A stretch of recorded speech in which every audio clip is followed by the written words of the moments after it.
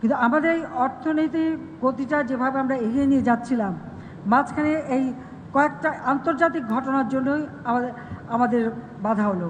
যদিও আমাদের দেশের অভ্যন্তরেও কিছু বাধা দেওয়া হয়েছিল, আপনারা জানেন, আগুন দিয়ে পোড়ানো, অগ্নি সন্ত্রাস 2013 সালে, 14 সালে, আবার এই যে আপনার 23 সালের 18 অক্টোবর আগুন দিয়ে সমস্ত পোড়ানো, নতুন বাস কিনে পুড়িয়ে দেয়, ট্রেন কিনে পুড়িয়ে দেয়, রেলগাড়ি পুড়িয়ে দেয়, মানুষ পুড়িয়ে মারে। এইগুলি তো আমাদের সামাল দিতে হয়। একদিকে এই দুর্যোগ, আবার দিকে আন্তর্জাতিক চাপ, সব কিছু মিলেই কিন্তু আমরা এগিয়ে যাচ্ছি। ইতিমধ্যে আমরা 6 তারিখে বাজেট দেব। ইনশাআল্লাহ বাজেট আমরা ঠিকমতো দিতে পারবো এবং বাজেট আমরা বাস্তবায়নও করব। তবে আমরা যেহেতু এই যুদ্ধ এবং স্যাংশনের জন্য কিছুটা সাধন করতে গিয়েছি, এই কিছুটা সাধনের ফলাফল হচ্ছে হয়তো আমাদের জিডিপি যেটা আগে গতবার পেয়েছিলাম এত কিছু কমবে, কিন্তু সেটাও আমরা পরবর্তীতে উত্তরণ ঘটাতে পারবো সে বিশ্বাস আছে। সেইভাবে আমরা পরিকল্পনা নিচ্ছি।